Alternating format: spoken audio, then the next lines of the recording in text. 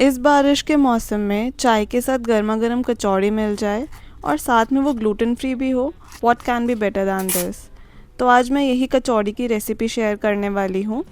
जो हमने कचौड़ी में स्टफिंग करी है ये उड़द दाल की है, जिसके अंदर हमने हींग भी डाली है। तो इसे बनाना शुरू करते हैं। सबसे पहले हम उड़द धुली दाल लेंगे।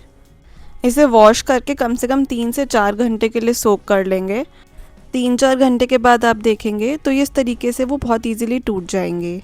अब हम अपना डो रेडी कर लेते हैं। सबसे पहले हम एक बोल लेंगे और इसके अंदर मैं ग्लूटेन फ्री चपाती फ्लावर ऐड कर रही हूँ। आप चाहें तो आप मैदा रिप्लेसर भी ऐड कर सकते हैं। मैंने यहाँ 2 कप चपाती फ्लावर लिया है। उसके अंदर हम अप्रॉक्सीमेटली 1 टीस्पून घी ऐड करेंगे। साथ में ऐड करेंगे अजवाइन और टेस्ट के अकॉर्डिंग नमक ऐड करना है। आप चाहें तो आप घी की जगह ऑयल भी यूज़ कर सकते हैं, पर ध्यान रहे वो कोई न्यूट्रल फ्लेवर्ड ऑयल हो, कोई पंजेंट स्मेल वाला ऑयल ना हो। अब हम सारे आटे को घी में कोट कर लेंगे। ये स्टेप इम्पॉर्टेंट है क्योंकि यही हमारी कचौड़ी की क्रिस्पीनेस को डिसाइड करेगा। एक बार जब हमारा आटा इस तरीके से शेप होल्ड करने लग जाए तब हमें इसे पानी से नीड करना शुरू करना है। मैं यहाँ रूम टेम्परेचर का पानी यूज़ करूँगी। ध्यान रहे पानी गर्म या ठंडा नहीं लेना है।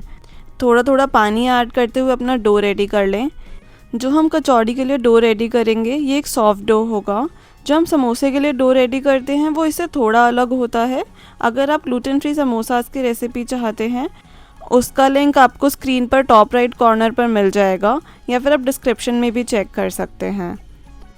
एक सॉफ्ट डो रेडी कर लें। हमें इस डो को कम से कम 15 से 20 मिनट्स के लिए रेस्ट देना है। आप कंसिस्टेंसी देख सकते हैं कि डो कितना सॉफ्ट है।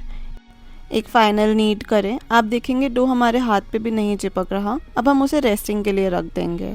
जब तक हमारा डो रेस्टिंग पर है, मीनवाइल हम फिलिंग की तैयारी कर लेते हैं।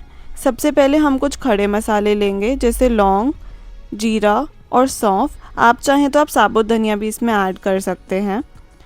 सभी मसालों को हम कोर्सली कूट लेंगे। हमें उनको ज़्यादा बारीक नहीं करना है। इन सभी इंग्रेडिएंट्स की डिटेल्स और क्वांटिटीज़ आपको डिस्क्रिप्शन में मिल जाएंगी, तो डिटेल लिस्ट के लिए एक बार डिस्क्रिप्शन ज़रूर चेक करें।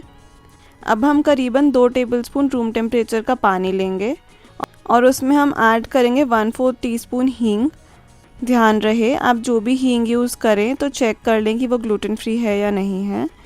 इसको इस तरीके से पानी में मिक्स करना है जब तक वो पूरे डिज़ोल्व हो जाए। अब जो हमने दाल भिगो के रखी थी हम इसका पानी स्ट्रेन कर देंगे और बाकी दाल को हमें पीसना है। ध्यान रहे दाल हमें बिल्कुल फ़ाइन पेस्ट की तरह नहीं पीसनी और वो ज़्यादा कोर्स भी नहीं होनी चाहिए। आप मिक्सर ग्राइंडर को 3-4 बार पल्स करेंगे तो आपको इस कोर्स टेक्सचर की दाल मिल जाएगी। आप टेक्सचर देख सकते हैं। हमें इस तरीके से दाल का टेक्सचर रखना है। हमारी 3 चीज़ें रेडी हैं, दाल, खड़े मसाले और हींग का पानी। अब हम फिलिंग बनाना शुरू करते हैं। एक पैन को लो फ्लेम पर रखिए, उसमें घी ऐड करेंगे। एक बार जब घी गर्म हो जाएगा तो जो हमने खड़े मसाले कूटे थे हम वो इसमें ऐड कर देंगे। हमें उसे बहुत ज़्यादा रोस्ट नहीं करना। एक बार जब वो एरोमेटिक हो जाए तो हम इसमें अपने कुछ सूखे मसाले ऐड कर लेंगे जैसे काली मिर्च, सूखा धनिया, लाल मिर्च, हल्दी और साथ में थोड़ा सा गरम मसाला ऐड करेंगे। आप चाहें तो अब अमचूर पाउडर भी ऐड कर सकते हैं। हमें इन मसालों को भी एक बार ही पका लेना है। जब ये मसाले एक बार पक जाएंगे हमें इसमें बेसन ऐड करना है। मैं यहाँ करीबन 1.5 टेबलस्पून बेसन ऐड कर रही हूँ। इस बेसन को भी हमें रोस्ट करना है। ध्यान रहे जो बीच बीच में लम्प्स बनेंगे उन्हें साथ साथ ही तोड़ते जाएं। अब हम इसके अंदर जो हमने दाल पीसी थी वो ऐड कर लेंगे। अभी इसमें हमने नमक और वो हींग का पानी ऐड नहीं किया है। जब एक बारी हमारी दाल भी रोस्ट हो जाएगी तब हम इसमें हींग का पानी ऐड करेंगे और साथ में टेस्ट के अकॉर्डिंग नमक ऐड करेंगे। हमें इस फिलिंग को अच्छे से कुक कर लेना है जब तक हमारे सारे इंग्रेडिएंट्स अच्छे से रोस्ट हो जाते हैं और एक बार अच्छे से इकट्ठे हो जाते हैं। आप देख सकते हैं दाल और बाकी सभी इंग्रेडिएंट्स भी अच्छे से कंबाइन हो गए हैं। अब हम इस फिलिंग को ठंडा होने के लिए रख देंगे। जब एक बार ये फिलिंग ठंडी हो जाएगी हम इसकी छोटी छोटी बॉल्स बना लेंगे depending on the size of kachoris you want. अगर आप मिनी कचौड़ी बनाना चाहते हैं तो अब जैसे मैंने दिखाया है इस साइज़ की बॉल्स बना लीजिए। मैं आपको छोटी कचौड़ी भी बना के दिखाऊंगी और बड़े साइज़ की भी। अगर आपको बड़ी कचौड़ी बनानी है तो आप थोड़ा ज़्यादा मटेरियल लीजिए और उसकी एक बड़ी बॉल बना के रख लीजिए जैसे अब मैं दिखा रही हूँ। आप देखिए कि फिलिंग में किस साइज़ का डिफरेंस है। इन सबको आप रेडी करके रख लेंगे। आप दोनों में साइज़ का डिफरेंस अप्रिशिएट कर सकते हैं। इस तरीके से अपने फिलिंग के सभी बॉल्स रेडी कर लें, कुछ बड़े साइज़ की, कुछ छोटे साइज़ की या फिर इक्वल साइज़, जैसा भी आप बनाना चाहते हैं। अब हमारे डो को भी रेस्ट करते हुए 25 मिनट्स हो गए हैं। आप देख सकते हैं कि वो अभी भी सॉफ्ट है। इसको एक फाइनल नीट दें और अब हम इसको शेप करना शुरू करेंगे। कचौड़ी बनाने के लिए सबसे पहले अपने डो का एक पोर्शन लेंगे, इसे एक राउंड शेप देना शुरू करें। अगर आपको लगता है कि डो आपके हाथ पे चिपक रहा है तो आप अपने हाथ पे थोड़ा सा ऑयल भी लगा सकते हैं। मैं इसके लिए कोई चकला बेलन यूज़ नहीं कर रही हूँ, हम सिंपली इसे अपने हाथ से ही शेप करेंगे। सबसे पहले हम इसकी एजेस को पतला करना शुरू करेंगे और सेंटर को थोड़ा थिक ही छोड़ेंगे, क्योंकि हमें एजेस ऊपर की तरफ पुल करके उन्हें इकट्ठा ही करना है। अब जो हमारे इस डो का सेंटर है, हम उसे भी पतला कर लेंगे और बाहर की तरफ ले जाते हुए और पतला करते जाएंगे। आप देखेंगे हमें थिकनेस कितनी कम रखनी है। सेंटर से वो थोड़ा सा मोटा हो चलेगा, बट एजेस बिल्कुल पतली होनी चाहिए। जो हमने फिलिंग की बॉल प्रिपेयर की थी वो हम इसमें रखेंगे, और जैसे हम अपना पराठे के लिए मटेरियल को फोल्ड करते हैं आटे के अंदर, उसी तरीके से इसको अंदर फोल्ड करें और जो एक्सेस आटा होगा उसके ऊपर नॉट सी बना के बाहर निकाल लें। अब इसे स्मूदन आउट कर लेंगे और अपने हाथ की मदद से थोड़ा सा इसको फ्लैटन आउट कर लें, जैसे दिखाया है। आप देख सकते हैं कितनी अच्छी शेप हमारी रेडी हुई है। इसी तरीके से हम अपनी सभी कचौड़ीज़ को शेप दे देंगे।